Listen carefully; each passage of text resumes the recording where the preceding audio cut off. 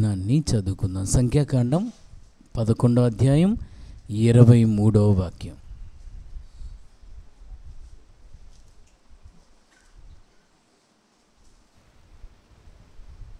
సంఖ్యాకాండం 11వ అధ్యాయం 23వ వాక్యం చదువుకుందాం. Page number 120.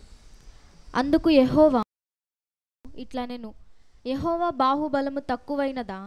నా మాట నీ ఎడల నెరవేరునో లేదో ఇప్పుడు చూచెదవు. హల్లెలూయా.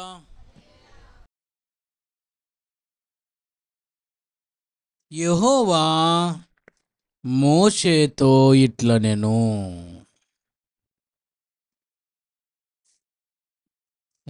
ఎవరితో అండి? ఎవరండి? ఎవరు? యెహోవా. ఎవరితో అంటున్నారు? మోషేతో. దేవుడు మోషేతో ఇలా అంటున్నాడు. ఏమనంటే, యెహోవా బాహుబలము తక్కువైనదా? నా మాట నీ ఎడల నెరవేరునో లేదో ఎల్లుండి చూచెదవు. హల్లెలూయా. ఏమనుంది అక్కడ? ఎల్లుండి అని ఉందా? రేపని ఉందా? వచ్చే వారం చూచెదవు అని ఉందా? ఏమనుందండి? ఇప్పుడు చూచెదవు. చప్పట్లు కొట్టి దేవుని నామమును మహింపరుద్దాం. హల్లెలూయా. Praise the Lord. దేవుడు ఈ మాటను మోషేతో పలికారు. ఎవరితో అండి? మోషేతో. ఎందుకు పలికారు అంటే, ఇజ్రాయేల్ ప్రజలకి మాంసం తినాలని అనిపించింది. ఏం తినాలనిపించిందండి? చెప్పండి. మాంసం తినాలని అనిపించింది. సరే, సహజం అది. రోజు పప్పు తినాలంటే తినలేం కదా, రోజు వెజిటబుల్స్ తినాలంటే తినలేం కదా. మనం ఏమన్నా శాకాహారులమా? రోజు ఆకుకూరలు తినడానికి ఆదివారం అన్నా చికెన్ కావాలి కదా. హల్లెలూయా. ఆశపడడం మంచిదే, కానీ అన్ని లక్షల మందికి ఆ ఎడారిలో మాంసాన్ని తేవడం సాధ్యమేనా? ఎన్ని లక్షలమ్మా? ఎన్ని లక్షలమ్మా? ఏం చెప్తున్నారండి అసలు ఆన్సర్స్ చూడండి. మా మనోనేత్రాలు మినిస్ట్రీస్ ఎంత ఫాస్ట్గా అప్డేట్గా ఉందో. ఎన్ని లక్షలమ్మా? 6 లక్షలు. బైబిల్ చదివి నమిలి మింగేసారండి మీరు. ఎంత ఫాస్ట్గా ఆన్సర్ చెప్పేస్తున్నారు. 6 లక్షల మంది ప్రజలకు మాంసం పెట్టడం కలలో ఉన్న జరిగిద్దా? అంటే మీరు అనుకోవచ్చేమో, పాస్టర్ గారు డబ్బులుంటే పెట్టచ్చు కదండి అని. అవును, డబ్బులుంటే పెట్టచ్చు, కానీ అది ఎక్కడంటే ఒక ఎడారి. ఎక్కడ? ఎడారిలో. తెలుగు బైబిల్లో అరణ్యం అని ఉంటుంది, ఇంగ్లీష్ బైబిల్లో డిజర్ట్ అని ఉంటుంది. డిజర్ట్ అంటే ఒక ఎడారి. ఓకే, డబ్బులుంటే పెట్టవచ్చు. 6 లక్షలు 10 లక్షల మందికి పెట్టవచ్చు, కానీ అక్కడ money is not the matter. డబ్బులు కాదు అక్కడ సమస్య. వాళ్ళు ఉన్నది ఎడారిలో, ఒక అరణ్యంలో. మరి అరణ్యములో అసలు ఆహారం దొరకడమే కష్టం. అరణ్యం అనే దానికన్నా ఎడారి అంటే ఇంకా బాగుంటుంది. ఆ ఎడారిలో నీళ్లు దొరకడం కష్టమే, ఆహారం దొరకడం కూడా కష్టమే. ఎడారి అంటే ఏముంటుందమ్మా? ఇసుక ఉంటుంది. ఇసుకలో మనం ఏ పంటన్నా పండించగలుగుతామా? మరి అన్ని లక్షల మంది ప్రజలకి ఎడారిలో ఆహారం సప్లై చేయడమే కష్టం, మాంసం ఎక్కడి నుంచి తేవాలండి? అడిగేదానికన్నా అర్థం ఉండాలండి కదా. ఎప్పుడైతే వాళ్ళు మాంసము తినాలని అపేక్షను కనపరిచి ఆ విషయాన్ని నాయకునికి తెలియపరిచారో, ఇంకా మోషే గారికి ఎక్కర్లేని బీపీ వచ్చింది. వస్తుంటుంది కదా మీకు కూడా అప్పుడప్పుడు. వస్తుందా రాదా? వస్తుంది ఖచ్చితంగా. మనుషులను ప్రతి ఒక్కరికి వస్తుంది. మోషేకి ఎక్కర్లేని బీపీ వచ్చి 11వ అధ్యాయం 13వ వచనంలో ఏమంటున్నాడు చూడండి. ఈ సమస్త ప్రజలకు ఇచ్చుటకు మాంసము నాకెక్కడిది? వారు నన్ను చూచి ఏడ్చుచు తినుటకు మాకు మాంసం ఇమ్మని అడుగుచున్నారు. Praise the lord. నాయకుడైన మోషేను చూసి ఏం చేస్తున్నారంట? ఏడుస్తున్నారు. ఏమని? తినుటకు మాకు మాంసం ఇవ్వండి. Moses, we want to eat meat. We want to eat meat. మాకు మాంసం కావాలని ఏడుస్తున్నారు. మన ఇంట్లో చిన్న చిన్న పిల్లలు ఇద్దరు ఏడ్చారనుకో, మాంసం కావాలి ఈరోజు, నాకు తెలియదు తేవాల్సిందే, కొట్లు లేవురా అంటే, అదిగో ఆడు చూసి వచ్చా నేను, ఆడు కొట్టు తీసే ఉంది, నాకు కావాలి. ఏది ఇస్తున్నారనుకో, ఇద్దరు ఏది ఇస్తేనే మన తల ప్రాణం తోక్కొస్తుంది. 6 లక్షల మంది ఏకదాటిగా మాకు మాంసం కావాలని మోషే చుట్టూ చేరి ఏడుస్తుంటే ఆయన యొక్క పరిస్థితి ఆ టైంలో ఎలా ఉంటుందో ఒకసారి ఊహించండి. 6 లక్షల మంది ఆ మాంసం కావాలని కేకలేస్తూ ఉంటే వెంటనే ప్రభు దగ్గరకు వచ్చారు. ఎవరి దగ్గరకు రావాలి మనం? ఏ సమస్య వచ్చినా ఎవరి దగ్గరికి రావాలండి? ప్రభు దగ్గరకు రావాల్సిందే. ఆయన తప్ప మనకు సహాయం చేసేవాళ్ళు ఎవరు లేరు. మనుషులు మాటలు బాగానే చెప్తారు కానీ సహాయం మాత్రం చేయరు.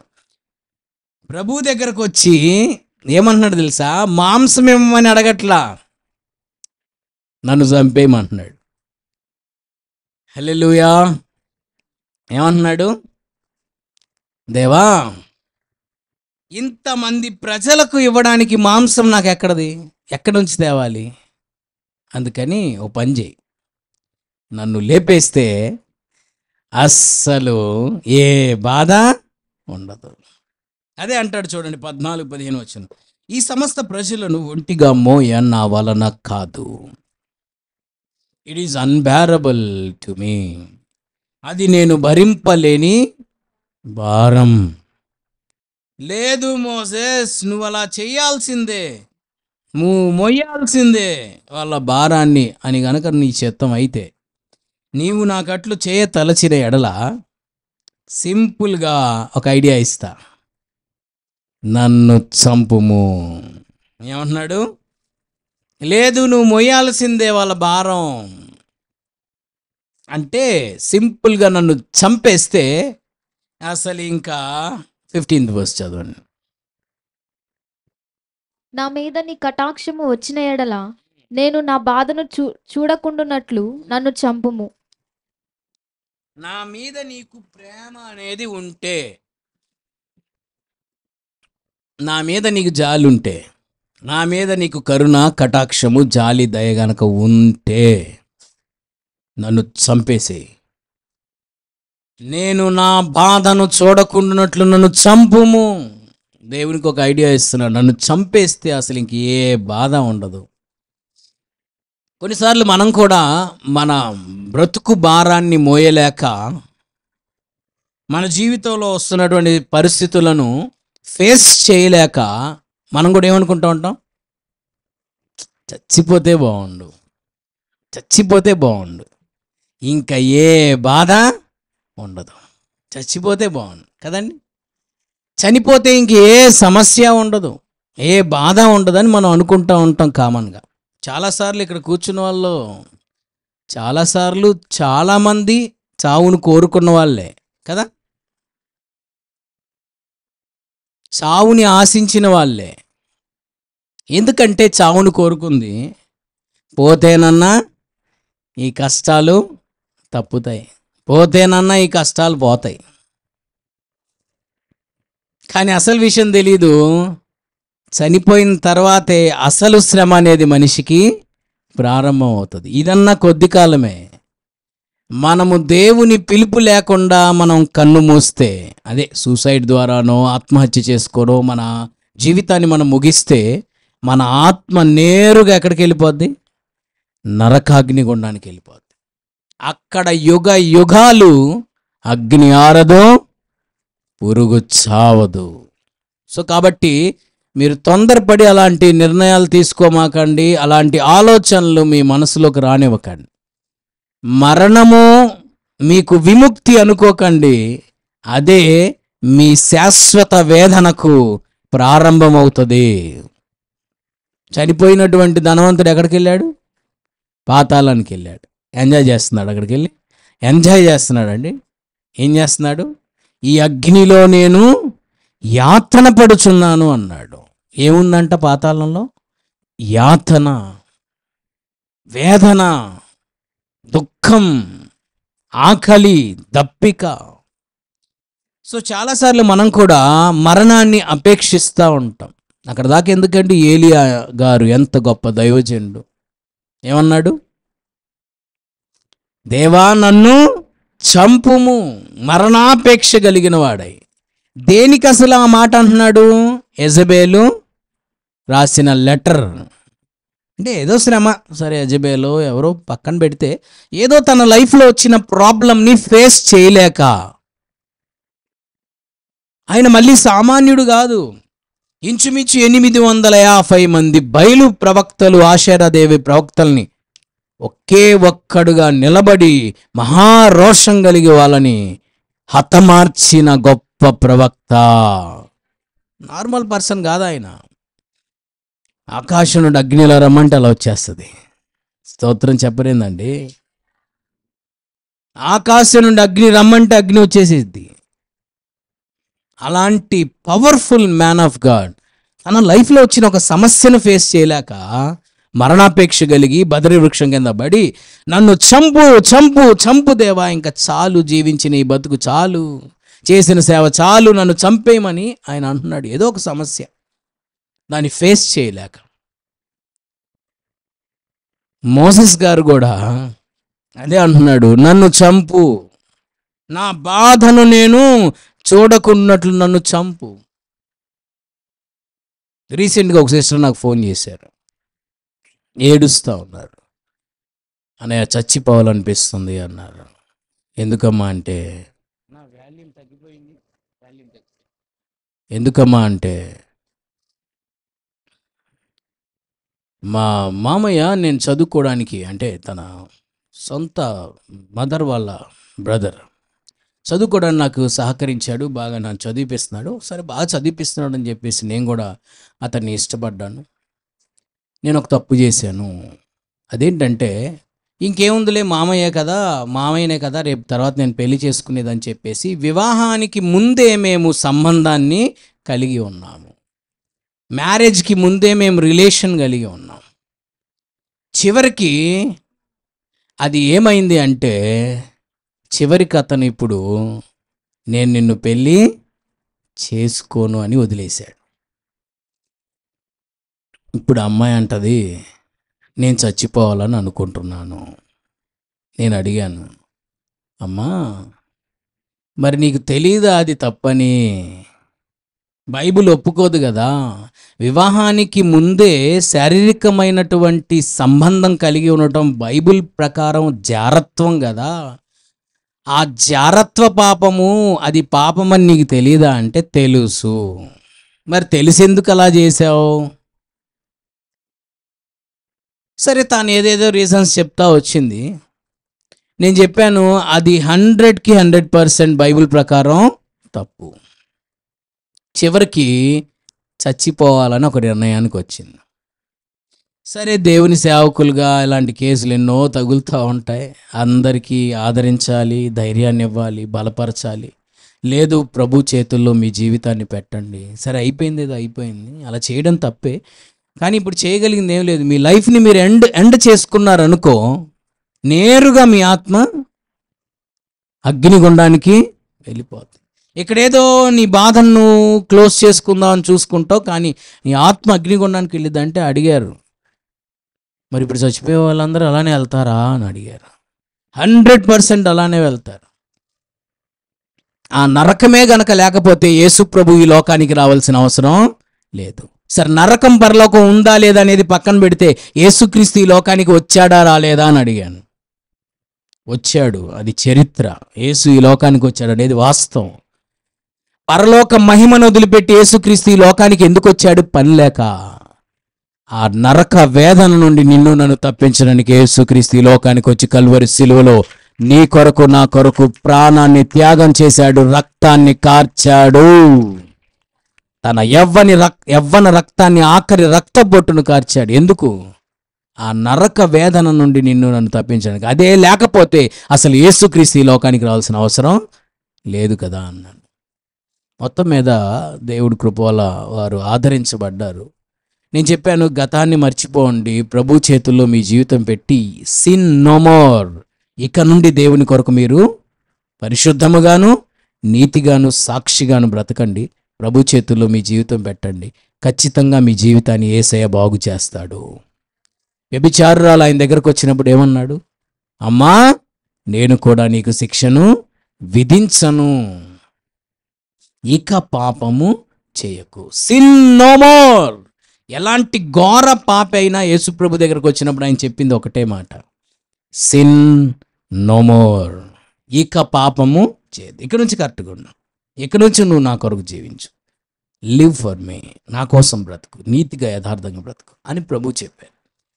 సో ఇలా ప్రతి ఒక్కరూ తమ జీవితంలో ఎదురవుతున్నటువంటి సమస్యను ఫేస్ చేయలేక, అబ్బా ఈ బ్రతుకు బతికే కన్నా చచ్చిపోతే మేలు, ఇక ఏ బాధ ఉండదని మరణాన్ని ఎన్నోసార్లు మనం కోరుకున్నాము.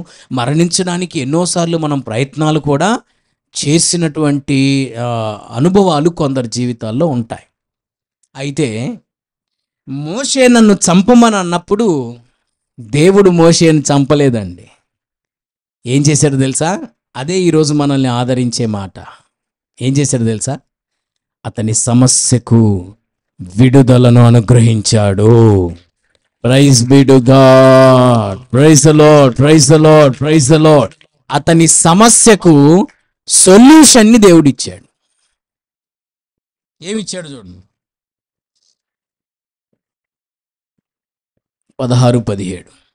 అప్పుడు యెహోవా మోషేతో ఇట్లా నేను జనులకు పెద్దలనియు అధిపతులనియు నీవెరిగిన ఇశ్రాయేలీయుల పెద్దలలో నుండి 70 మంది మనుషులను నా యొద్దకు పోగు చేసి ప్రత్యక్షపు గుడారమునకు వారిని తోడుకొని రమ్ము. అక్కడ వారు నీతో కూడా నిల్వబడవలెను. నేను దిగి అక్కడ నీతో మాట్లాడెదను, మరియు నీ మీద వచ్చిన ఆత్మలో పాలు వారి మీద ఉంచెదను. ఈ జనుల భారమును నీవు ఒంటిగా మోయకుండునట్లు వారు దానిలోనొక పాలు నీతో కూడా భరింపవలెను. హల్లెలూయా. ఇశ్రాయేలీయుల పెద్దలలో నుండి 70 మంది మనుషులను నా యొద్దకు పోగు చేయుము. ఎంతమంది అమ్మా? ఎంతమంది? 70. ఇశ్రాయేల్ పెద్దల్లో నుండి 70 మంది మనుషుల్ని నా దగ్గరకు పోగు చేయి. నీ మీద ఉంచిన ఆత్మలో పాలు వారి మీద ఉంచెదను. పాలు అంటే మిల్క్ కాదండి. మన మధ్యలో పాలన్న ఉన్నారు. పాలు అంటే పాలు కాదు. అప్పుడప్పుడు మా అమ్మ ఫోన్ చేసేది పాలన్నకి. పాలన్నతో మా పరిచయం ఇప్పుడు కాదు, నేను ఇంటర్మీడియట్ చదువుతున్నప్పటి నుంచి. నేను అన్న ఎప్పుడు మా ఇంటికి వచ్చినా నేను మోకాళ్ళ మీద కనబడేవాడిని. ఇంటర్లోనే ఎప్పుడు మోకాళ్ళ మీదే కనబడేవాడిని. ప్రార్థనలో ఉండి సరే మమ్మీ అను అన్నయ్య మాట్లాడుకుంటున్నారు, నేను లేచా, ఇంక మాట్లాడుకున్నారు, ఏం చేస్తాను. లేచాక అప్పుడు ఒక మాట చెప్పారు నాతో, ఇప్పటికి గుర్తు. అయ్యా, ఇదే ప్రార్థనా జీవితాన్ని కొనసాగిస్తే భూలోకాన్ని తల్లక్రిందులు చేసే ప్రవక్తగా దేవుడు నిన్ను మారుస్తాడు. హల్లెలూయా. డైరీలు రాసుకున్నాను నేను, ఇప్పటికీ డైరీ నా దగ్గర ఉంది. హల్లెలూయా. మమ్మీ పాలనకు ఫోన్ చేసేది. అప్పుడు వాళ్ళ నాన్నగారు తీసేవాళ్ళు. వాళ్ళ నాన్నగారికి పాలన బాప్తిజం పొందారని, కానీ అంటే రవికిరణ్ అన్నయ్య పేరు, పాల్గా మార్చారు బాప్తిజం ఇచ్చాక. ఆ పేరు ఆయనకు తెలియదు. మా అమ్మ ఫోన్ చేసి పాలు అనగానే, పాలా పాలా టీయా, ఆయనకు అర్థమయ్యేది కాదు. పాలు రే, ఎవరో ఫోన్ చేశారు చూడు, నువ్వే అనుకుంటా పాలు అంటున్నారు అనేవాళ్ళు. సో అట్లానే ఏదో టాపిక్ వచ్చిందని చెప్పానులే. ఏంది ఈరోజు ఆ పాలనని గురించి హైలైట్ చేస్తున్నారు అనుకోకండి, జస్ట్ ఏదో టాపిక్ వచ్చిందని చెప్పి. అట్లాంటివి చెప్తే మనకు బాగా గుర్తుంటాయి, ప్రసంగాలు గుర్తుండవు. ఇట్లాంటి కొంచెం అలా డైవర్ట్ చేసినప్పుడు ఏమైందంటే ఖచ్చితంగా ఆ పదం మీకు అట్లా నోట్ అయిపోతుంది అనమాట. Praise the Lord. నీ మీద చూడండి, ఆ వర్డింగ్ ఎంత బాగుంటుందో. నీ మీద వచ్చిన ఆత్మలో, మోసెస్ నీ మీదకొచ్చిన ఆత్మలో పాలు వారి మీద ఉంచెదను. Praise the Lord. నీ మీదకు వచ్చిన ఆత్మలో పాలు అంటే పోర్షన్స్ అంటారు చూసారు. Double portion, single portion. ఇది సింగిల్ పోర్షనా డబుల్ పోర్షన్ అని అడుగుతాం కదా, అద్దెకి తీసుకుని. ఒక పోర్షన్లో ఓనర్స్ ఉంటారు, ఇంకొక పోర్షన్లో అద్దెకు ఉండే వాళ్ళు ఉంటారు. అదేనా పోర్షన్ అంటే భాగం. ఓకే.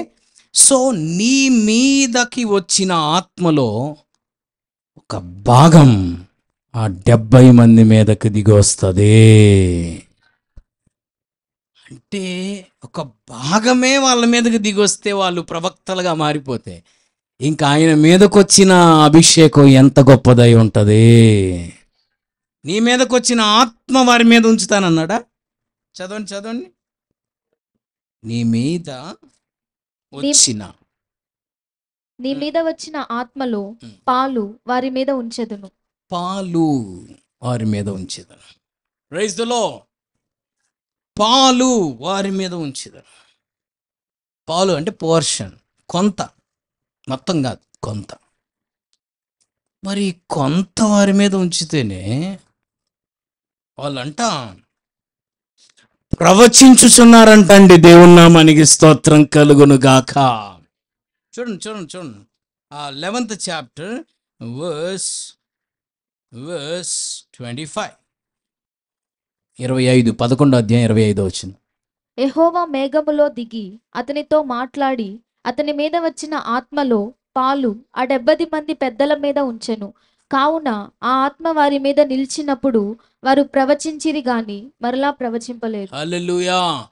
ఆ ఆత్మ వారి మీద నిలిచినప్పుడు వారు ప్రవచించుచున్నారు. జస్ట్ ఒక portion, just a portion of anointing came on those 70, among 70. ఆ 70 మీదికి just a portion of anointing. మోషే మీదకొచ్చిన అభిషేకములో కొంత భాగం, కొంత పోర్షన్ 70 మంది మీదకి వస్తే వారు ప్రవచిస్తూ ఉన్నారంట. ఇంకొక విచిత్రమైన విషయం చెప్పమంటారా? ఆ ఏరియాలో, ఆ గ్రూప్ గ్యాదరింగ్లో 68 మంది మాత్రమే ఉన్నారు. ఎంతమంది ఉన్నారమ్మా అక్కడ? 68 ఉన్నారు. ఇద్దరు గ్యాదర్ అవ్వాల. మరి ఎక్కడ ఉన్నారో వాళ్ళు చూద్దాం. 26వ వచనం. ఆ మనుషులలో ఇద్దరు పాలెములో నిలిచి ఉండిరి. వారిలో ఒకని పేరు ఎల్దాదు, రెండవ వాని పేరు మేదాదు. వారి మీదను ఆత్మ నిలిచి ఉండెను. వారు వ్రాయబడిన వారిలోను ఉండియు వారు గుడారంనకు వెళ్ళక తమ పాలెములోనే ప్రవచించిరి. పాలెములో ఉన్నారంట ఇద్దరు. ఏం పేర్లమ్మా? ఎల్దాదు, మేదాదు. ఏదాదు, ఈదాదు. చెప్పండి. ఎల్దాదు, మేధాదు. వీరిద్దరు ఎక్కడున్నారు? పాలెములో ఉన్నారు. Suddenly they were doing their works, they were busy in their works. వారు తమ పనుల్లో బిజీగా ఉన్నారు. అయితే suddenly the spirit of the Lord came upon those two, they were prophesying. Sudden గా దేవుని ఆత్మ వాళ్ళ మీదకి వస్తే వాళ్ళకు తెలియకుండానే వాళ్ళు ప్రవచిస్తా ఉన్నారు. Praise the Lord, praise the Lord, praise the Lord. ఎల్దాదు మేధాదు అనే వాళ్ళకి తెలీదు. సడన్లీ దేవుని ఆత్మ అభిషేకం వారి మీద కుమ్మరించబడగా వాళ్ళకి తెలియకుండానే వాళ్ళు ప్రవచిస్తూ ఉన్నారు. అసలు వాళ్ళు they are not active, they are inactive mode. అసలు వాళ్ళు సిద్ధంగా కూడా లేరనమాట. వాళ్ళేదో వర్క్ చేసుకుంటా ఉంటే, పని చేసుకుంటా ఉంటే పాలెంలో వాళ్ళ మీదకి అభిషేకం దిగొచ్చేసింది. వాళ్ళు ప్రవచిస్తూ ఉన్నారు. దేవునికి స్తోత్రం. మరి వారి మీదకి వచ్చిన అభిషేకమే అంత గొప్పదైతే అది కేవలం మోషే మీదకి వచ్చిన ఆత్మలో ఒక భాగమే. మరి మోషే మీదకి వచ్చిన అభిషేకం ఇంకెంత గొప్పదై ఉంటుంది. దేవునికి స్తోత్రం కలుగును గాక. Praise the lord.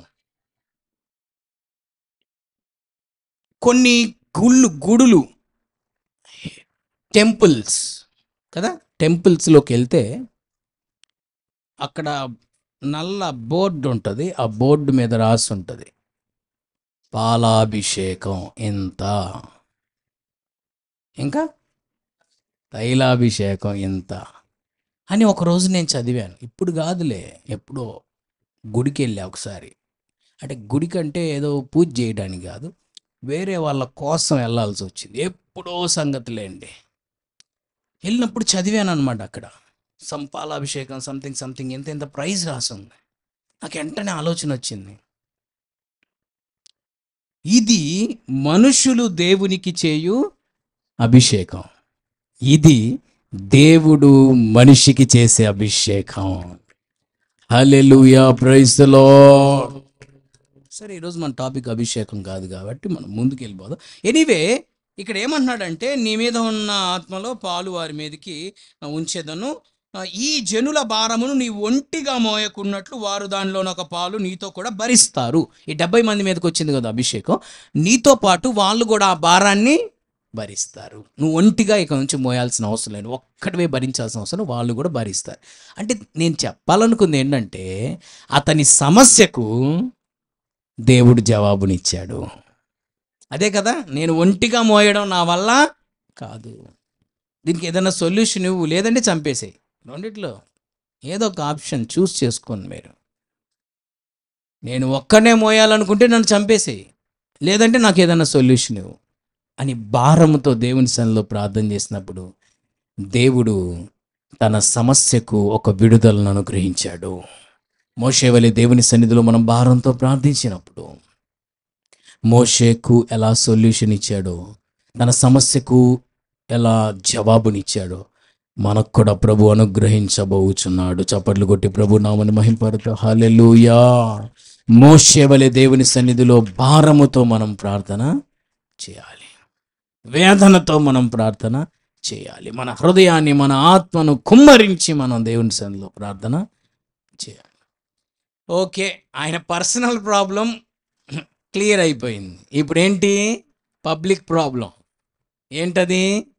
6 లక్షల మందికి ఇప్పుడు మాంసం పెట్టాలా. ఎంతమందికమ్మా? చేతులెత్తి ఒకసారి స్తోత్రం చెప్తారా? 10 సార్లు చెప్తారా? గట్టిగా పక్కన వాళ్ళకి మెలకు రావాలి.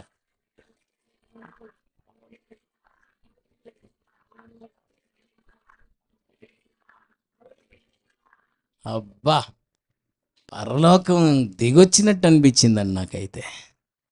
Praise the lord.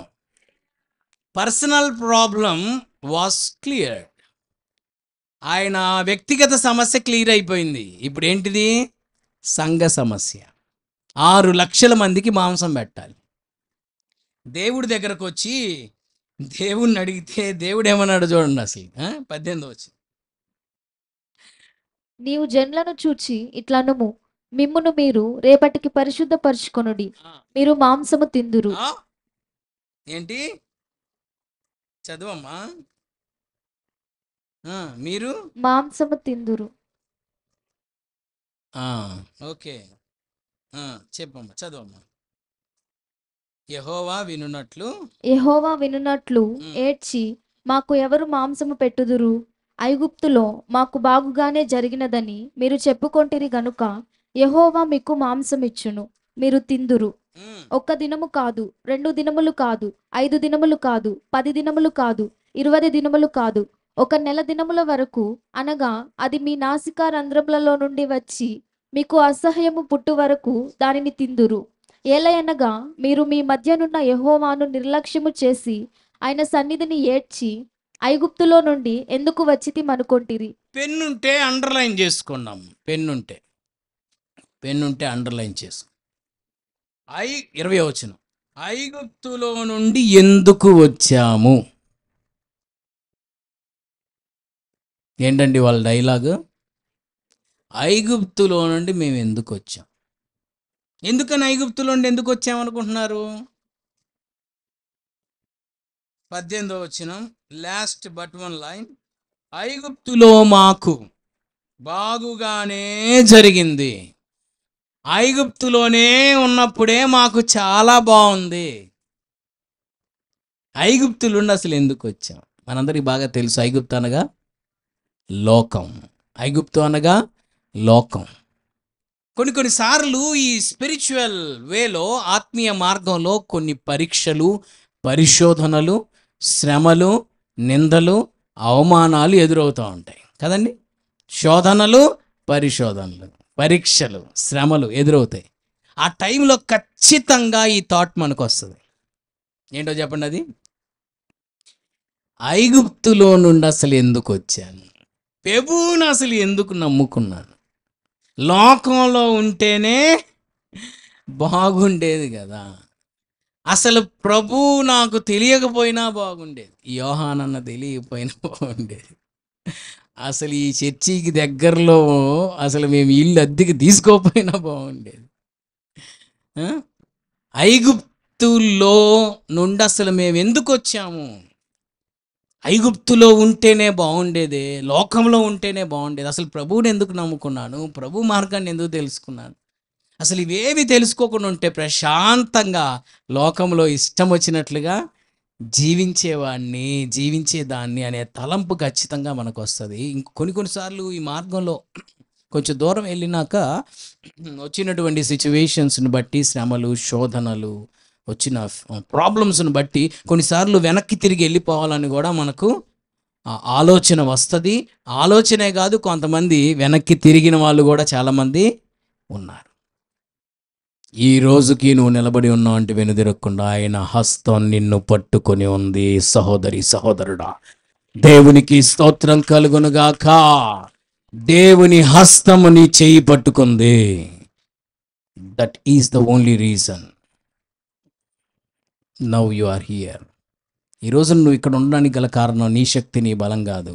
ఆయన ప్రణాళిక నీ జీవితంలో ఉంది. ఆయన చెయ్యి నిన్ను విడవలేదు.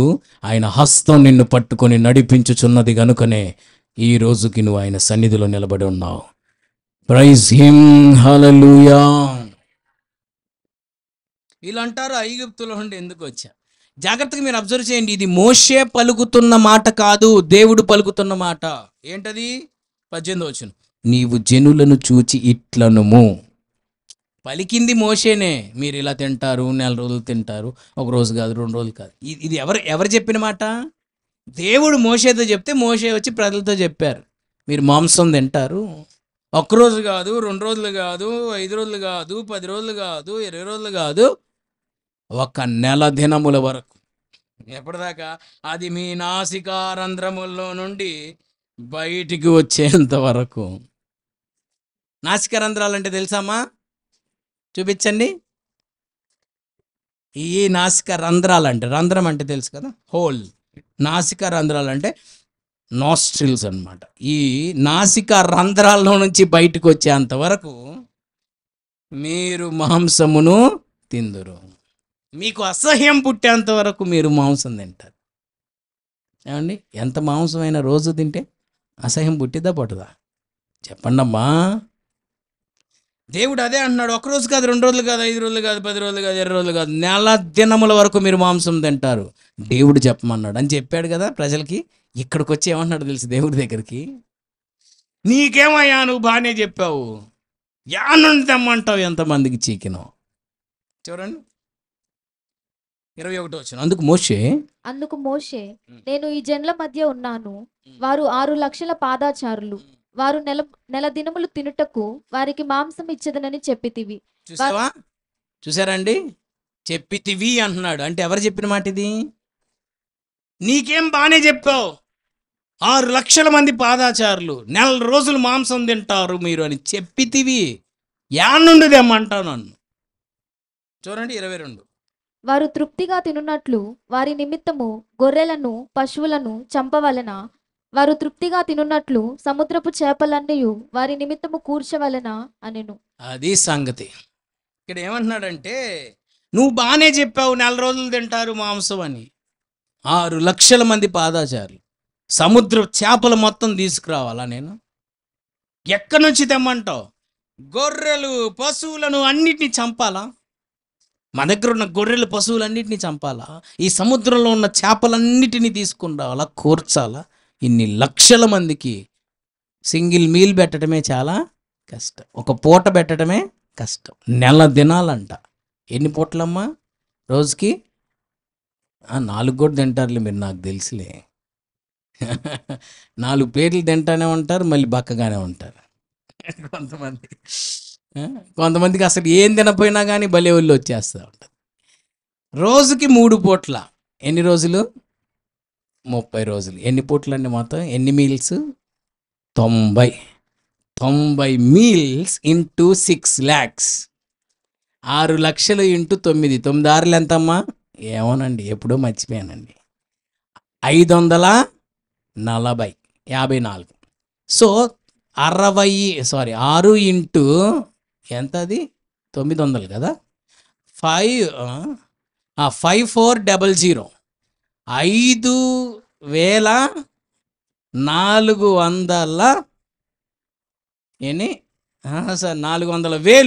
5400 ఇంటూ 000 అంటే 6 లక్షలు. అంటే 6 పక్కన 5 సున్నాలు ఉన్నాయి కదా. ఇది మళ్ళీ ఎంత? 900. ఇంకేంటి ఒకసారి క్యాల్కులేటర్. 900 ఇంటూ 6 లక్షలు. వద్దులే, సున్నాలు పెరిగిపోతున్నాయి. 1,00,000 అండి. ఇంకొక 2 ఇటు వచ్చినాయి అంటే ఇంకొక 2 వచ్చినాయి. 7 అంటే crore. 5,40,00,000 బాబోయ్. అంటే 5,40,00,000 ప్లేట్లు తేవాలా? యాన్నుందేమంటారు, ఏ హోల్సేల్ కోట్లో మనకు దొరుకుతాయండి. ఇక్కడ ఒక చిన్న డిఫరెన్స్ చెప్తాను, జాగ్రత్త వినండి. నెల దినముల మట్టుకు మీరు మాంసమును తిందురు అని చెప్పింది ఎవరు? దేవుడు. కానీ మోషే వచ్చి అంటాడు, నెల దినముల వరకు తినుటకు వారికి మాంసం ఇచ్చేదనని చెప్పితివే. చూడండి 21st verseకి 22nd verseకి డిఫరెన్స్ తెలిస్తే మీరు దీవించబడతారు ఈరోజు ఖచ్చితంగా. జాగ్రత్త వినండి, మిమ్మల్ని బ్లెస్ చేసే వచనాలు ఈ 2. ఈ కాన్సెప్ట్ మీకు అర్థమైతే మీరు దీవించబడతారు. అందుకు మోషే, నేను ఈ జనుల మధ్య ఉన్నాను, వారు 6 లక్షల పాదాచారులు, వారు నెల దినములు తినుటకు వారికి మాంసం ఇచ్చేదనని చెప్పితివే. నెల రోజులు మాంసం పెడతానని చెప్పావు. 6 లక్షల మందికి నెల రోజులు మాంసం పెడతానని చెప్పావు. నీకేం బాగానే చెప్తావు, యాడ్ నుంచి తెమ్మంటావు అని 22లో అంటున్నాడు. ఏమండి, మోషేనా పెట్టింది వాళ్ళకి మాంసం? దేవుడే కదా. కానీ ఇక్కడ ఈయనేమంటున్నాడంటే, నేను కూర్చవలనా అంటున్నాడు. అదే మనం చేసే పెద్ద పొరపాటు. మనం ఏమీ చేయలేము, సమస్తమును జరిగించువాడు ప్రభువే. దేవునికి స్తోత్రం. అదే మనం చేసే మిస్టేక్. మోషే గారు చేసింది కూడా అదే. ఎక్కడి నుంచి కూర్చమంటావు? సముద్రపు చేపలన్నీ కూర్చాలా? అయినా మోషే నీకెందుకు అంత బాధ? చెప్పింది ఎవరు? దేవుడు. నెరవేర్చేది ఎవరు? ఆయనే. మనకెందుకని టెన్షను? దేవుడు చెప్పాడు నెల దినముల వరకు మీరు మాంసాన్ని తింటారని. పంపించేది ఆయన. మనం టెన్షన్ పడాల్సిన అవసరం లేదు. మన పని ఏంటి? వాగ్దానం ఇచ్చింది ఆయన, మాట ఇచ్చింది ఆయన, ఆయన ఇచ్చిన మాటను ఎలా అయినా ఆయన నిలబెట్టుకుంటాడు. ఆయన ఇచ్చిన మాటను ఆయన ఎలా అయినా నెరవేర్చుకుంటాడు. అందుకని బైబిల్లో చాలా వాగ్దానాలు ఉన్నాయి. ఊరికి అట్లా గుర్తు చేస్తా. జస్ట్ మత్తయి సువార్త 24:35 అంటే దేవుడు ఇచ్చిన మాట గురించి కొన్ని వాగ్దానాలు మనందరూ బాగా తెలిసినవే, కానీ మళ్ళీ ఒక్కసారి గుర్తు చేస్తా. మత్తయి 24:35. మత్తయి సువార్త 24వ అధ్యాయం 35వ వాక్యం చదువుకుందాం. Page number 25. ఆకాశమును భూమియు గతించును గాని నా మాటలు ఏ మాత్రమును గతింపవు. హల్లెలూయా. మరొక్కసారి మిమ్మల్ని నేను ప్రోత్సహిస్తున్నాను ఈ మాట ద్వారా. ఆకాశమును భూమియు గతించును గాని ఆయన మాటలు ఏ మాత్రము గతింపవు. ఇక్కడ ఇస్తానని చెప్పాడు, మాట తప్పాడా? తప్పించుకున్నాడా? అప్పుడేదో అన్నానులే కానీ ఎలక్షన్ మూమెంట్లో ఓట్లేస్తారని, ఇప్పుడు నా వల్ల కాదు, నేను చేయలేకపోతున్నాను, ఎందుకంటే పరిస్థితులు అలా ఉన్నాయి అని మనుషులు మాట తప్పొచ్చేమో. కానీ సంఖ్యాకాండంలో ఒక చక్కని వాగ్దానం ఉంది. ఆయన అబద్ధమాడుటకు మానవుడు కాడు. Praise the Lord. ఆయన అబద్ధమాడుటకు మానవుడు కాదు. చదవండి ఒకసారి 23:19. నెంబర్స్ 23:19. సంఖ్య 23:19. సంఖ్య 23:19. Page number 130. సంఖ్యాకాండం 23వ అధ్యాయం 19వ వాక్యం. Page number 132. దేవుడు అబద్ధమాడుటకు ఆయన మానవుడు కాడు, పశ్చాత్తాపపడుటకు ఆయన నరపుత్రుడు కాడు. ఆయన చెప్పి చేయకుండునా, ఆయన మాట ఇచ్చి స్థాపించకుండునా. అబ్బా, హల్లెలూయా. ఆయన అబద్ధం ఆడడానికి మనిషి కాదండి. ఆయన చెప్పి చేయకుండునా, ఆయన మాట ఇచ్చి స్థాపించకుండునా. Praise the lord. ఆయన చెప్పాడంటే చేస్తాడంతే. ఆయన చెప్పి చేయకుండునా, మాట ఇచ్చి స్థాపించు. సరే, ఆ అధ్యాయాన్ని మీరు చదివితే, మనం చదువుకున్న మోషే టైంలో మనం చదువుకున్న అధ్యాయం మీరు చదివితే, దేవుడు ఎగ్జాక్ట్గా ఏదైతే చెప్పాడో దాన్ని నెరవేర్చాడు. హల్లెలూయా. ఏదైతే చెప్పాడో దాన్ని నెరవేర్చాడు. నీలో సందేహం అనేది ఉండకూడదు.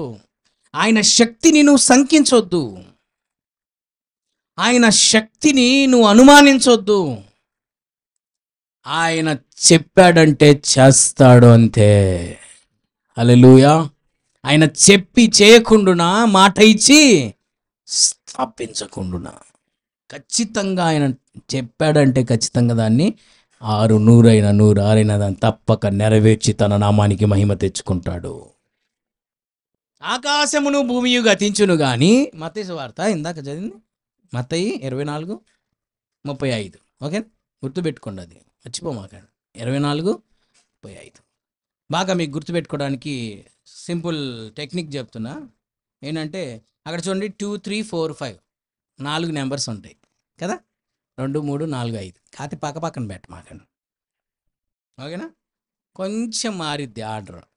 2 3ని మిస్ చేసి 4, ఆ 3 పక్కకు వస్తుంది కదా, 35. 2 4 3 5. ఓకేనా? బాగా గుర్తుండదని నేను అనుకుంటున్నాను. ఒక వారం రోజులు అయినా తర్వాత ఎటు కూడా ఉండదు అనుకోండి. ఒక వారం అయినా గుర్తుంటుంది అనుకుంటున్నా. మత్తయి సువార్త 24:35 ఏమంటున్నాడు అక్కడ? ఆకాశమును భూమియు గతించును కానీ నా మాటలు ఏమాత్రము గతింపవు. ఇదిగో ఇప్పుడు మీరు కూర్చున్న ఈ భూమి పైన ఆకాశం గతించిపోవచ్చే కానీ ఆయన మాటలు మాత్రం వాటి కాలమందు తప్పక నెరవేరుతాయి. దేవునికి స్తోత్రం. చూడండి, కావాలంటే ఎంత నమ్మకం అంటే ఈ భక్తురాలకి దేవుడి మాట మీద అట్లా ఉండాలండి. అసలు ఎట్లా జరిగిద్ది, ఎందుకు, ఏమిటి, ఎలా, ఎప్పుడు, ఎట్లాంటి డౌట్లు ఉంటే జరగవు పనులు. నమ్మే అలా గుడ్డిగా ఇక అంతే. ఎట్లా జరిగిద్ది ఎట్లా చేస్తాను అనుకుంటే జరగవు. లూకాసు వార్త 1వ అధ్యాయం 37. లూకాసు వార్త 1:37. లూకా సువార్త 1వ అధ్యాయం 37వ వాక్యం చదువుకుందాం. Page number 50. దేవుడు చెప్పిన ఏ మాట అయినను నిరర్ధకము కానేరదని ఆమెతో చెప్పాను. Praise the Lord. మీకు మీకు బాగా తెలిసిన సందర్భమే జస్ట్ గుర్తు చేస్తున్నాను. ఇక్కడ ఇద్దరు వ్యక్తులు ఉన్నారండి. ఈ లూకాసు వార్త 1వ అధ్యాయంలో ఇద్దరు వ్యక్తులు ఉన్నారు. ఒకళ్ళు జకరియా, రెండో వాళ్ళు ఎలిజబెత్ అన్నమాట, మేరీ. ఒకళ్ళు జకరియా, ఇంకొకళ్ళు మేరీ. వీళ్ళిద్దరి మధ్య ఉన్న డిఫరెన్స్ నేను మీకు చెప్పాలనుకుంటున్నాను ఈరోజు. ఒకళ్ళు జకరియా, ఇంకొకళ్ళు మరియా. జకర్యానేమో ఒక యాజకుడు, మరి ఏమో ఒక విశ్వాసురాలు. నేనండి జాగ్రత్తగా, జకర్యా మీకు అర్థమయ్యేది చెప్పాలంటే, మళ్ళీ యాజకుడు అంటే మళ్ళీ ఏదో అనుకుంటారు. యాజకుడు అంటే పాస్టర్ గారు, జకర్యా అంటే పాస్టర్ గారు, మరి ఏమో జస్ట్ ఏ బిలీవర్, ఒక విశ్వాసి. చూడండి, అసలు ఇప్పుడు నేను పాస్టర్గా ఆయన ఉన్నంత మాత్రాన నా విశ్వాసపు లెవెల్ మీకన్నా ఎక్కువ ఉండాలనే లేదు. మాకన్నా గొప్ప విశ్వాసం గల వాళ్ళు కింద కూర్చున్న వాళ్ళు ఉన్నారు. ఏదమ్మా స్తోత్రం చెప్పుకొని సైలెంట్ అయిపోయారు. అవునంటారు పాస్టర్ గారండి అన్నట్టుగా ఉన్నాయి. మీ క్వశ్చన్ మార్కులు కనబడుతున్నాయి అన్ని ఫేసుల్లో. రైస్లో జకర్యా అండ్ మేరీ. జకర్యా ఏమో యాజకుడు, మేరీ ఏమో ఒక జస్ట్ బిలీవర్, ఒక విశ్వాసి, సంఘానికి వెళ్ళే విశ్వాసి.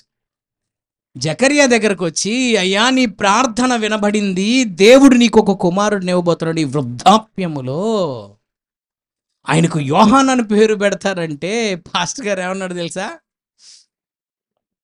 1వ అధ్యాయం 18 జకర్యా, ఇది నాకెలాగూ తెలియను, నేను ముసలోణ్ణి, మామిడి కూడా ముసలిదని ఆ దూతతో చెప్పగా. How it is possible? ఇది ఎలా సాధ్యం? నేను ముసలోణ్ణి, మామిడి కూడా ముసలిది కదా, ఇది ఎలా సాధ్యమమ్మా దూత గారు?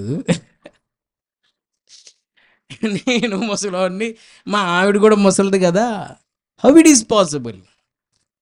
ఇక దూత ఏమనిందో చూడండి. నేను దేవుని సముఖమందు నిలుచు గాబ్రియేల్ను, నీతో మాట్లాడుటకు ఈ సువర్తమానం నీకు తెలుపుటకు పంపబడ్డాను. నా మాటలు వాటి కాలమందు నెరవేరతాయి. హల్లెలూయా, హల్లెలూయా. వెరీ ఎంకరేజింగ్ వర్డ్స్ టుడే అండి. హల్లెలూయా, ప్రైజ్ ది లార్డ్. ఆయన మాటలు వాటి కాలాల్లో నెరవేరబోతున్నాయి. నీ జీవితంలో నెరవేరబోతున్నాయి. దానికి అడ్డుగా ఉన్న ప్రతి ఆటంకం యేసుక్రీస్తు నామంలో పడద్రోయబడును గాక, ఓ తొలగిపోవును గాక. ఆయన మాటలు వాటి కాలాల్లో నెరవేరుతాయి. బట్ జకర్యా, నువ్వు వాటిని నమ్మలేదు కాబట్టి ఈ సంగతులు జరుగు దినం వరకు నువ్వు మాట్లాడకుండా మౌనిగా ఉంటావు అని ఆ దూత చెప్పిన వెంటనే జకర్యా నోరు మూయబడింది. పాస్టర్ గారు బయటకు వచ్చి ఏం మాట్లాడలా. బయట వాళ్ళు ప్రైజ్లాడండి పాస్టర్ గారు అని ప్రైజ్లాడని ఇట్లా అంటున్నాడు. నోట్లో ఏం శబ్దం లేదు. కొంతమంది అంతే కదండి, ప్రైజ్లాడ్ చెప్తా అంటుంటారు, నోట్లో శబ్దం రాదు. ఈ అయ్యగారికి నోరు క్లోజ్ అయిపోయింది అనమాట. అయ్యగారికి నోరు క్లోజ్ అయిపోయింది, సౌండ్ ఏం రావట్లా. అంటే వాళ్ళు ఏమనుకున్నారంటే ఏదన్నా విజన్ వచ్చిందేమో. దర్శనం వస్తే మన సౌండ్లు ఉండవు కదా, ఇంకా దైవ దర్శనం పొందితే సౌండ్ ఉండదు. సో ఏమన్నా దర్శనం ఏమైనా వచ్చిందేమో, అందుకే సైలెంట్గా అయిపోయాడు, మ్యూట్ అయిపోయాడు అని వాళ్ళు లైట్గా తీసుకున్నారు. కానీ ఏం జరిగిందో ఆయనకే తెలుసు. ఎందుకు ఆయన మ్యూట్ అయిపోయాడు? ఎందుకండి? నీవు వాటిని నమ్మలేదు. నమ్మాడండి పాస్టర్ గారు? నమ్మలేదు. అదే అధ్యాయంలో ఇంకొక జస్ట్ బిలీవర్, ఆమె పేరే మేరీ. ఆమె దగ్గరకు వచ్చి, వాస్తవానికి అండి ఇక్కడ గమనించండి, అక్కడ జకరియా ఎలిజబెత్తులు గర్భం ధరించటము అసాధ్యమైన విషయమే, ఇక్కడ కన్యక గర్భం ధరించటం అసాధ్యం. Both are impossible things. దయచేసి రిమెంబర్ చేసుకోండి, మీరు గుర్తుపెట్టుకోండి.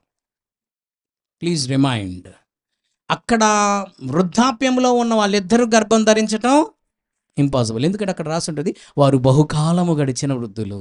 అంటే దాని అర్థం పండు ముసలోళ్ళండి. ఇంకా వృద్ధాప్యంలో కూడా ఫైనల్ స్టేజ్ అన్నమాట. ఓకేనా? వృద్ధాప్యంలో కూడా ఫైనల్ స్టేజ్ బహుకాలం గడిచిన వృద్ధులు. అది ఇంపాసిబులే. ఇక్కడ కన్యక గర్భం ధరించడం కూడా అసాధ్యమే కదండి. ఈ రెండు సాధ్యమైన పాసిబుల్ థింగ్స్ అయ్యి రెండు కాదు. కానీ ఈమె దగ్గరకు వచ్చి, అమ్మా నువ్వు గర్భం ధరించి కుమారుని కంటావు, ఆయన పరిశుద్ధుడు అనబడతాడు, ఆయన పేరు యేసు, సర్వోన్నతుని శక్తి నిన్ను కమ్ముకుంటుంది, పరిశుద్ధాత్మ నీ మీదకి వస్తుంది, పుట్టబోవు శిశువు పరిశుద్ధుడై ఆయన దేవుని కుమారుడు అనబడతాడు అంటే మరియ నమ్మింది. నమ్మి ఏమనిందో తెలుసా? దేవుడు చెప్పిన ఏ మాట అయినా నిరర్థకం కానేరదు. Praise the Lord. అందుకు మరియా 38, ఇదిగో ప్రభు దాసురాలను, నీ మాట చొప్పున నాకు జరుగునుగాక. హల్లెలూయా. బాగానే చెప్పారులే. జరిగితే మామూలుగా ఉండదు కదా. నీ మాట చొప్పున నాకు జరుగునుగాక అని ఆమె బాగానే అనింది, మీరు హల్లెలూయా బాగానే అన్నారు. పెళ్ళికి ముందే ప్రెగ్నెంట్ అయిందనుకో, ఆ రోజుల్లో ఏవని ఆమెని డిసైడ్ చేసేవాళ్ళంటే ఆమె ఎవరితోనో వ్యభిచారం చేసింది. మరి పెళ్ళికి ముందు ప్రెగ్నెంట్ అయిందంటే అర్థం ఏంటండి? ఎవరితోనో ఈమె వ్యభిచారం చేసింది. వ్యభిచారం చేసిన వాళ్ళని ఏం చేయాలని ధర్మశాస్త్రం చెప్తుంది? రాళ్లతో కొట్టి చంపేయాలి. దేవుడి మాటకి అగ్రి అయితే చావు కాసుకొని ఉంది ఆమెకి. దాన్ని కూడా లెక్క చేయలా. దేవుని చెప్పిన ఏ మాట నిరర్థకం కాదు, ఆయన మాట చొప్పున నా జీవితంలో జరుగును గాక. నాకు తెలిసి సైతాన్ గాడు ఆదికాండం 3వ అధ్యాయంలోనే ఉన్నాడు. ఖచ్చితంగా ఇక్కడ శోధన జరిగి ఉంటుంది. ఇక్కడేమో దేవుడు ఓ పక్కన కూర్చున్నాడు, ఇక్కడే సైతాన్ ఇంకో పక్కన కూర్చొని ఉంటాడు. మరియా చెబుతున్నా, ఎందుకు చెబుతున్నాను అర్థం చేసుకో. నువ్వు గనక ఓకే అన్నావా, నిన్ను రాళ్లతో కొట్టి చంపేస్తారు. నిందలు అవమానాలు భరించాలి. నీకెందుకమ్మా? చక్కగా జోసఫ్ని పెళ్లి చేసుకొని చక్కగా ఎంజాయ్ హ్యాపీగా జీవించగా ఎందుకు ఈ కష్టాలు నీకు అని ఒక పక్క సైతాన్ గాడు శోధించే ఉంటాడు. అయితే దేవుని చిత్తానికి ఆమె తన జీవితాన్ని అప్పగించుకుంది. ధన్యురాలుగా మారిపోయింది. ప్రపంచానికి దీవెనకరంగా జీవితం మారిపోయింది. ఆమె కూడా నాకెందుకయ్యా లేనిపోయిన గొడవ, ఆల్రెడీ నాకు ఎంగేజ్మెంట్ అయిపోయింది, నాకెందుకు దూతగారు ఇంకెవరినుంటే చూసుకొని చక్కగా పెళ్లి చేసుకొని నా కుటుంబం నా లైఫ్ ఏదో నేను చూసుకుంటాను, దేవుడు లేదు చిత్తం లేదు, ఇదంతా నేను తట్టుకోలేను, ఈ శ్రమలు ఈ కష్టాలు బాబోయ్ నా వల్ల కాదు, ఐ కాంట్ బేర్, నా వల్ల కాదండి, ఇంకెవరినైనా చూసుకోండి, దేవుడి చిత్తం లేదు ప్రణాళిక లేదు. అమ్మా నువ్వు దేవుడి ప్రణాళిక లేదు, ఏం లేదు, పక్కపోయాను ఆయన, నా వల్ల కాదు ఇదంతా పేరు చేయడం నా వల్ల కాదు అని ఆమె కూడా స్కిప్ చేయొచ్చు. కానీ దేవుని చిత్తానికి తన జీవితాన్ని అప్పగించుకుంది. ప్రపంచానికి రక్షకుణ్ణి పరిచయం చేసింది. ప్రపంచానికి రక్షకుని చూపింది. సరే, అది మన టాపిక్ కాదు. మనం తీసుకున్న డిఫరెన్స్ ఏంటంటే, జకర్యా యాజకుడై ఉండి నమ్మలేదు, మరియా ఒక విశ్వాసై ఉండి కూడా దేవుని మాటను 100కు 100% నమ్మేసింది. Who are you? How are you? Who are you and how are you? ఒక్కసారి ఆలోచన చేయండి. మనం ఎవరం? జకర్యా లాగా అపనమ్మకంతో మనం ఉన్నామా, లేక మరియ వలె దేవుని శక్తిని గట్టిగా నమ్మగలిగిన స్థితిలో మనం ఉన్నామా? హల్లెలూయా. నమ్మేయాలి. ఇశ్రాయేలీల జీవితాన్ని మనం పరిశీలించినప్పుడు, ఇశ్రాయేల్ లైఫ్, వాళ్ళు ఏమంటున్నారు చూడండి. 78, 19, 20, 78, 19, 20 నమ్మాలి ఆయన శక్తిని. అదే అన్నాడు మోసెస్ గారితో, ఏమన్నాడు తెలుసా? నా బాహుబలం తక్కువైందా మోషే? ఈరోజు ఆ రోజు మోషేతో చెప్పిన దేవుడు ఈరోజు నీతో కూడా చెప్తున్నాడు, నా బాహుబలం తగ్గలేదు, నా బాహుబలం తక్కువైందా అని ఆ రోజు మోషేను ప్రశ్నించిన దేవుడు ఈరోజు మనల్ని ప్రశ్నిస్తున్నాడు. నీ జీవితంలో కార్యం చేయడానికి నాకు శక్తి లేదా?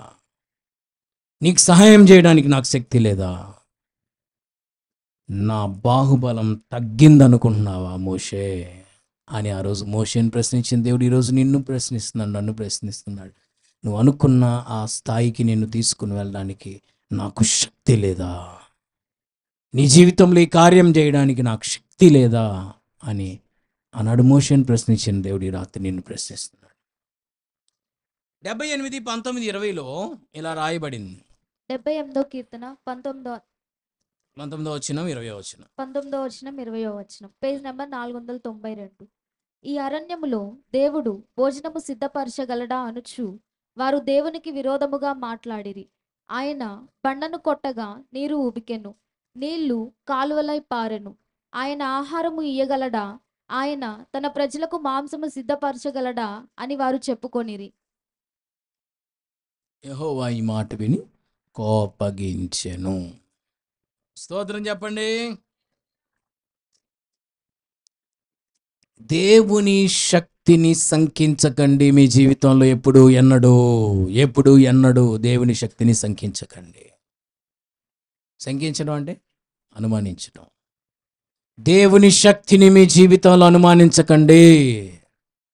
What ever the situation is, పరిస్థితులు ఎలా అయినా ఉండనీగాక. కొన్నిసార్లు కొన్ని పరిస్థితులు అయితే ఇంకా ఆయన శక్తిహీనుడు అన్నట్లుగా మనకు కనిపిస్తాయి. కొన్నిసార్లు ఆయన నమ్మదగిన వాడు కాదు, ఆయన అపనమ్మకస్తుడు అన్నట్లుగా కనిపిస్తాయి. ఇవన్నీ అందరి జీవితాల్లో ఫేస్ అవేవే. ఇదిగో ఇశ్రాయేలీయులు అంటున్నారు, ఈ అరణ్యంలో చూడండి, ఆ మాట చెప్పాక అరణ్యం అనే దగ్గర డిజర్ట్ అని పెట్టుకోండి, ఎడారి. ఈ ఎడారిలో దేవుడు భోజనం సిద్ధపరచగలడా? అంటే అర్థం ఏంటి? డాకి డూకి చాలా తేడా ఉంది. డాకి డూకి చాలా తేడా. డా అంటే డౌట్, డూ అంటే బిలీఫ్, నమ్మకం. మీరు డానా డూనా? ఈరోజు ఒకసారి ఆలోచించేయండి.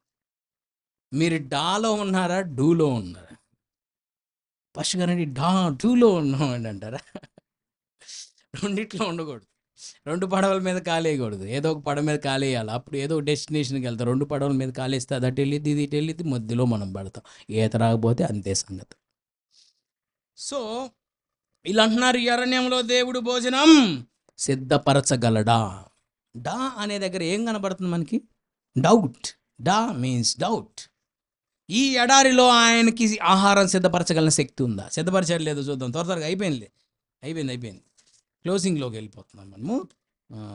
ఎక్కడ ఫస్ట్ బాహుబలం అని చెప్పాను. ఎక్కడ ఏం? Very good. బాగా పనిచేస్తుంది మీ మైండ్.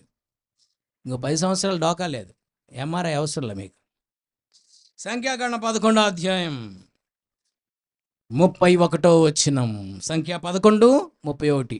సిద్ధపరిచాడా లేదా అనేది చెప్తున్నా. వాళ్ళేం సిద్ధపరచగలడా అన్నారు, సిద్ధపరచగలడు అని నిరూపించాడు. 31. తరువాత ఈ లైన్ నాకు చాలా ఇష్టం అండి. తరువాత యెహోవా సన్నిధి నుండి ఒక గాలి బయలుదేరింది. చప్పట్లు కొట్టి దేవుని నామాన్ని మహిమపరుద్దా. యెహోవా సన్నిధి నుండి ఒక గాలి బయలుదేరింది. యెహోవా సన్నిధి నుండి ఒక గాలి బయలుదేరింది. యెహోవా సన్నిధి నుండి ఒక గాలి నీ జీవితంలోకి బయలుదేరబోతుంది.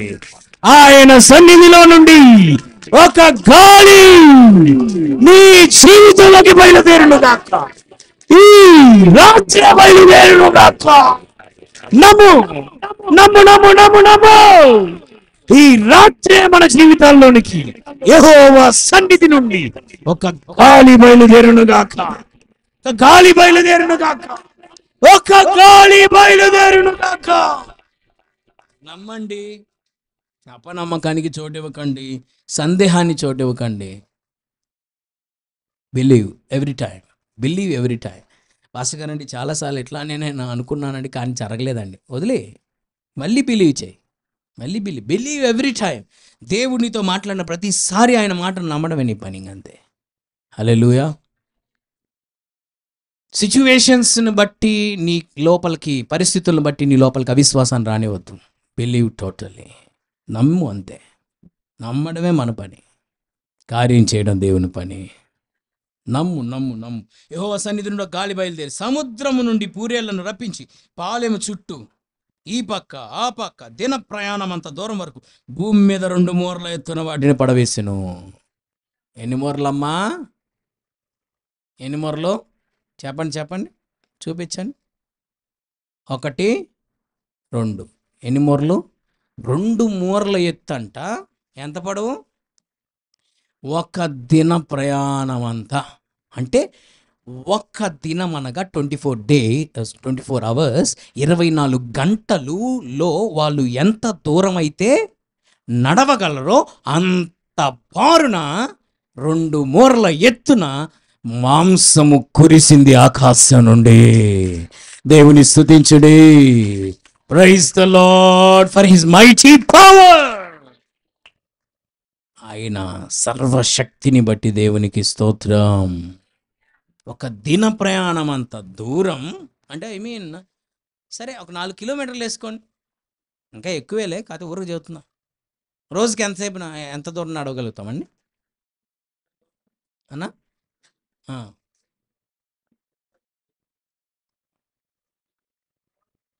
సరే, అన్నయ్య 12 కిలోమీటర్లు అంటున్నాడు, మనం 2 కొట్టేద్దాం, 10. ఒక 10 కిలోమీటర్ల దూరం విదిన్ 12 అవర్స్. మరి సారే అంత నడిచారంటే మరి ఆ పాత రోజుల్లో ఎంత పవర్ ఉంటుందండి? ఈ జనరేషన్కి అంత స్ట్రెంత్ ఉంటే మరి ఆ రోజుల్లో మన తాత ముత్తాతలకి ఇంకెంత స్ట్రెంత్ ఉంటుంది అసలు. ఈ వెహికల్స్ ఎక్కడ ఉన్నాయి? ఓన్లీ నడకే కదా అంతా. అసలు కొంతమంది చెప్తా ఉంటారు ఈ మధ్య కూడా 60-70 ఏజ్లో ఉన్నోళ్ళు, మేము సత్తెనపల్లి నుంచి నడిచి వచ్చేవాళ్ళం, గుంటూరని, అమరావతి నుండి నడిచి వచ్చేవాళ్ళం అని చెప్తా ఉంటారు. దిన ప్రయాణం అంతా ఒక 10 కిలోమీటర్లు వేసుకోండి. ఒక 10 కిలోమీటర్ల బారున 2 మూరల ఎత్తున మాంసం కురిసిందంట. ప్రభుని స్తుతించకుండా దేవుని మొక్కలు వేసుకొని చూస్తారేంటండి మీరు? నాకు అర్థం కాదు. 10 కిలోమీటర్లు పొడవు, 2 మూరల ఎత్తున మాంసమును కురిపించిన మన యేసయ్యకు స్తోత్రము కలుగునుగాక. ఆయన శక్తిని బట్టి ఆయనకు స్తోత్రం కలుగునుగాక. I praise his mighty power with my whole heart. నిండు మనసుతో దేవుని శక్తిని బట్టి ప్రభుని స్తుతించండి. Praise God. సో ఈ వాక్యం ఎందుకు చూపించానంటే, వాళ్ళు ఏమన్నారు అక్కడ? 78:19 ఏమన్నారు? ఈ అరణ్యములో దేవుడు భోజనం సిద్ధపరచగలడా అనుచు వారు దేవునికి విరోధంగా మాట్లాడు. గుర్తుపెట్టుకోండి, మీరు చాలా మిమ్మల్ని సరిచేస్తుంది ఈరోజు ఈ వాక్యం, ఖచ్చితంగా మిమ్మల్ని సరిచేస్తుంది. ఈ అరణ్యంలో దేవుడు భోజనం సిద్ధపరచగలడా అనుచు వారు దేవునికి విరోధంగా మాట్లాడిరి. జాగ్రత్త, నీ నోటి గుండా ఈ అరణ్యములో దేవుడు భోజనం సిద్ధపరచగలడా అని నువ్వు పలికిన ప్రతిసారి నువ్వు ఆయనకు విరోధంగా మాట్లాడుతున్నావు. అలాంటి తలంపు నీకు వచ్చిన ప్రతిసారి ఈరోజు నుండి బీ కేర్ఫుల్. దేవుడు నీతో మాట్లాడుతున్నాడు ఈరోజు నైట్, జాగ్రత్త వినండి. ఆ తలంపు నీ మనసులో వచ్చిన ప్రతిసారి నువ్వు దేవునికి విరోధంగా నువ్వు ఆలోచన చేస్తున్నావు. ఎందుకంటే ఆయన ఆ శక్తిని నీ జీవితంలో సంకించిన ప్రతిసారి నువ్వు దేవునికి విరోధముగైన ఆలోచన చేస్తున్నావు. అది దేవునికి విరోధమైన కార్యం. ఆయన శక్తిని సంకించే ఏ కార్యమైనా ఆయనకు విరోధమైన కార్యమే. నేనేం చేస్తున్నానండి పాస్టర్ గారు, నేను అంత పర్ఫెక్ట్గా ఉన్నానని నేను విరోధంగా ఏం చేస్తున్నాను దేవుడికి అని మనం అనుకుంటాం. కానీ బైబిల్ క్లియర్గా చెప్తుంది, దేవుని శక్తిని నీ జీవితంలో అనుమానించడం కూడా ఆయనకు విరోధమైన స్థితిలో నువ్వు ఉన్నావు. ప్రభుని స్తుతించండి. మార్చుకో ఈరోజు నుండి. ఆయన శక్తిని అనుమానించే ఆలోచన కూడా ఈరోజు నుంచి నీ మనసులోనికి రాకుండును గాక ఇస్తున్నాము. ఆయన శక్తిని అనుమానించే మాట నీ నోట నుండి రాకుండును గాక ఈ రాత్రి నుండి. సిద్ధపరచగలడా? ఇంకేమన్నారు? ఆయన ఆహారం ఇయ్యగలడా? ఆయన తన ప్రజలకు మాంసం సిద్ధపరచగలడా? అని వారు చెప్పుకొనిరి. యెహోవా ఈ మాట విని కోపగించెను. ఇప్పుడు చెప్పండి, ఆయన శక్తిని శంకించే, అనుమానించే, ఆయన శక్తిని అనుమానించే ప్రతి ఆలోచన, ప్రతి మాట దేవునికి కోపాన్ని పుట్టిస్తుంది. ఈరోజు నుంచి ఆయన కోపం పుట్టించి ఆయనకు విరోధమైనటువంటి ఆలోచనను, మాటను విడిచిపెట్టాలి. ఆయన శక్తిని అనుమానించే ఆలోచన కూడా నీ మనసులోనికి రావడానికి ఈ రాత్రి నుండి వీలు లేదు. ఆయన శక్తిని అనుమానించే పదజాలం నీ నోటి గుండా రావడానికి వీలు లేదు. అది దేవునికి విరోధమైన ఒక కార్యం. ఇదే మాట ఇంకొకరు కూడా అన్నారు. రెఫరెన్స్లు బాగా ఇష్టపడే వాళ్ళ కోసం చెప్తున్నా. జస్ట్ రెఫరెన్సే చెప్తా, చదివిపించంలే. మత్తయి సువార్త 15వ అధ్యాయంలో ఇదే సేమ్ డైలాగ్. మత్తయి సువార్త 15వ అధ్యాయం సేమ్ డైలాగ్ 33వ వచనం నేనే చదువుతా. అరణ్యములో మనకు ఇంత గొప్ప జన సమూహమును తృప్తిపరచుటకు కావలసినన్ని రొట్టెలు అరణ్య ప్రదేశంలో, ఇంగ్లీష్లో ఉంటుంది డిజర్ట్ అని, ఈ ఎడారిలో మనకెక్కడ నుండి వచ్చును. సేమ్ శిష్యులు కూడా ఆయన శక్తిని నమ్మలేకపోయారు. ఆయన శక్తిని అనుమానించారు. ఆయన శక్తిని సందేహించారు. ఇంత గొప్ప జన సమూహమును తృప్తిపరచుటకు కావలసిన రొట్టెలు అరణ్యములో, ఈ ఎడారిలో మనకు ఎక్కడ నుండి వస్తాయి? ఎక్కడి నుండి వస్తాయి ఈ అరణ్యంలో ఎంతమంది తృప్తిపరచిన రొట్టెలు? మీరే చెప్పండి ఆన్సరు. వచ్చినయ్యా రాలేదా? చెప్పాలి చెప్పాలి చెప్పాలి, అందరు చెప్పాలి. వచ్చినయ్యా రాలేదా? అక్కడ వచ్చింది నిజమైతే నీ లైఫ్లో కూడా రాబోతుంది నిజమే. నిజమే నిజమే, నీ జీవితంలో కూడా అది రాబోతున్నది కూడా నిజమే. అలా జరుగునుగాక యేసునామములో. మీలో ఉన్న అవిశ్వాసాన్ని వేళ్లతో సహా ఈ రాత్రి నా దేవుడు పెళ్ళగించి వేయునుగాక, అప్పుడు చేయునుగాక. అనుమానము, సందేహపు ఆత్మ మిమ్మును విడిచి తొలగిపోవును.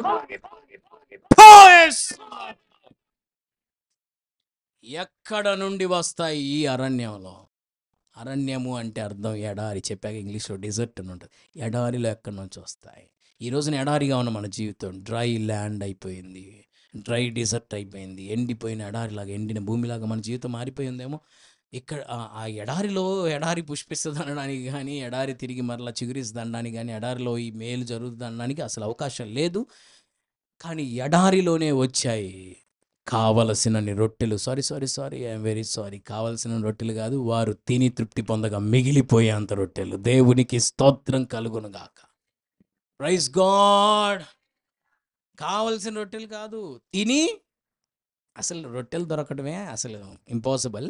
అయితే తిని తృప్తి పొందగా మిగిలిపోయినాయి అంట.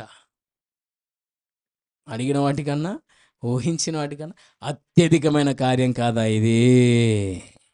అలాంటి కార్యాలు చేయగలిగిన శక్తి గలవాడు మన ప్రభువైన యేసుక్రీస్తు. ఎక్కడి నుంచి వస్తాయి అనే డైలాగ్ నీలో నుండి పోవాలా పోవాలా పోవాలా. ఎడారిలో ఎక్కడి నుంచి వస్తాయి? వచ్చినే రాలేదు. అది నా పాయింట్. వచ్చినే రాలేదా?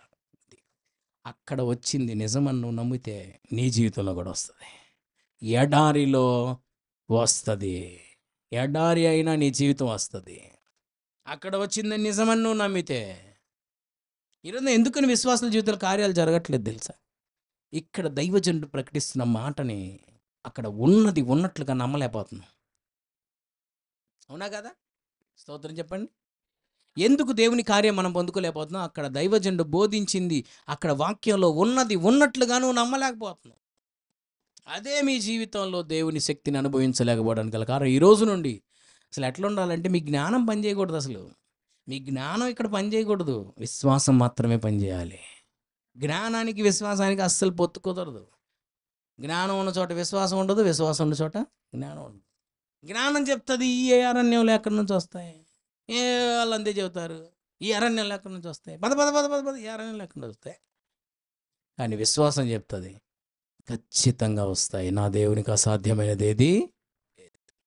అందుకే మత్తయి 19:26 చెప్తుంది, ఇది మనుషులకు అసాధ్యమే కానీ దేవునికి సమస్తం సాధ్యం. మత్తయి 19:26 రాసుకోండి. దేవునికి సమస్తం సాధ్యం. వస్తాయి ఈ అరణ్యంలో, ఈ ఎడారిలో. ఏమండి ఇప్పుడు చూడండి, దేవుడు చేసే కార్యాలు ఎట్లా ఉంటాయి. ఆహారం ఎక్కడి నుంచి వచ్చింది? కింద నుంచి వచ్చిందా, పైనుండి వచ్చిందా? చెప్పాలి. పైనుంచి వచ్చింది. అదే అదే ఉంటుంది 105వ కీర్తనలో ఉంటుంది ఈ మాట నేను చెప్పేది. ఆకాశము నుండి ఆహారమునిచ్చి వారిని తృప్తిపరిచెను. అమ్మ డిస్ప్లే చేయమా ఒకసారి, తీయద్దులు ఎవరు, ఫాస్ట్ ఫాస్ట్ చెప్పేస్తా. 105 వర్స్ 41 ఐ థింక్, 41 అనుకుంటున్నాను.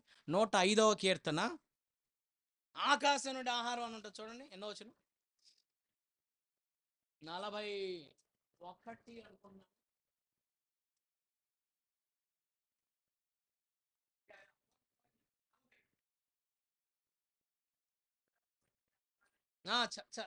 చదవండి, ఎవరిని చదవండి. వారు మనవి చేయగా ఆయన అందరు చదవండి అమ్మా, కనబడుతుంది కదా, చదువు వచ్చిన వాళ్ళు అందరు చదవండి. ఆయన ఆహారమునిచ్చి వారిని తృప్తిపరిచెను. ఆహారం ఎక్కడి నుంచి వస్తుంది చెప్పండి భక్తులారా? అయ్యా మామూలుగా చెప్పండి అమ్మా, మామూలుగా ఎక్కడి నుంచి వస్తుంది ఆహారం? భూమిలో నుండి వస్తుంది. అసలు చూడండి, అంతా ఇంపాసిబుల్ థింగ్స్. ఆకాశం నుండి రాదు ఆహారం, భూమిలో నుండి వస్తుంది ఆహారం. కానీ దేవుడు అంతా రివర్స్, వచ్చేది కింద నుండి, కానీ దేవుడు పైనుండి పంపించాడు. That is called supernatural and impossible things. Hallelujah. అవే అసాధ్యమైన అసాధారణమైన కార్యాలంటే. అలాంటి అసాధారణమైన కార్యాలు చేయగల శక్తి గల దేవుడు నువ్వు ఆరాధిస్తున్న యేసయ్య. అలాంటి అసాధారణమైన, అసాధ్యమైన, అసంభవమైన కార్యాలు చేయగల శక్తి గలవాడు మనం ఆరాధిస్తున్న యేసుక్రీస్తు. భూమిలో నుండి వస్తుంది ఆహారం, కానీ ఆకాశం నుండి ఆహారం వచ్చింది. నాకు తెలిసి ఫ్రెడీ పాలన్ అనుకుంటా ఈ సంవత్సరం పాట రాశారు. ఈ సంవత్సరం అంతకుముందు మొత్తం ఆకాశం నుండి ఆహారముని ఇచ్చాను ఉంటుంది. ఈ సంవత్సరం కాదు, పోయిన సంవత్సరం, సరే ఎప్పుడో మొత్తం మీద ఆకాశం నుండి ఆహారం ఇచ్చి తృప్తిపరచరు. సో ఆకాశం నుండి ఆహారం ఇచ్చాడు, that is impossible. And also second one, బండలో నుండి నీళ్ళు ఇచ్చాడు. This is also impossible thing. బండలో నుండి నీళ్ళు వస్తాయండి, అది కూడా ఎట్లా అంట, సముద్రం అంత సమృద్ధిగా.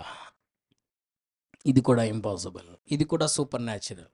న్యాచురల్ కాదు, ఇది super natural. Super natural miracles చేయడం యేసయ్యకు వెన్నతో పెట్టిన విద్య. ఒకసారి విశ్వాసంతో స్తోత్రం చెప్పండి. సూపర్ న్యాచురల్ మిరాకిల్స్, అసాధారణమైన, అసంభవమైన కార్యాలు ఆయన జరిగిస్తాడు. బండలోండి నీళ్ళు వస్తాయమ్మా, వెళ్ళి మీ ఇంటికాడ బండ కొట్టండి, మరి వెళ్ళి కొట్టండి నైట్ అంతా, ఒక సుక్కన్న వస్తాయా? బండలోండి నీళ్ళు రావడం ఇంపాసిబుల్, కానీ నీళ్లు రావడం కాదండి, అన్ని లక్షల మంది తాగేంత సముద్రం అంత సమృద్ధిగా వచ్చాయట. అబ్బా, ప్రభువుని స్తుతించుడి. These are all impossible things. ఎప్పుడు? వారు మనవి చేయగా. మనవి చేయగా, మనమేంటి? ప్రార్థన. మొరపెట్టారు.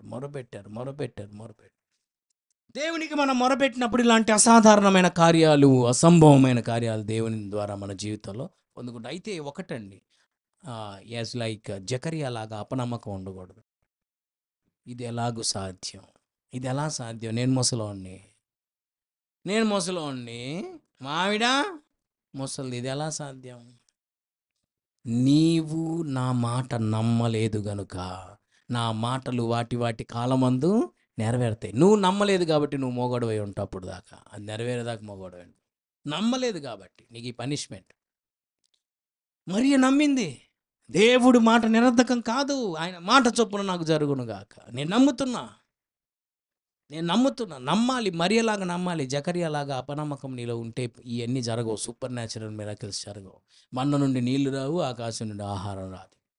యెహోవా సన్నిధి నుండి ఏం బయలుదేరిందంట? గాలి బయలుదేరింది. అబ్బా, గాడ్స్ ఫేవర్ నీ లైఫ్లోకి వస్తే ఆయన సన్నిధి నుండి గాలి బయలుదేరుతుంది. ఆనాడు సముద్రాన్ని చీల్చింది కూడా ఏంటి?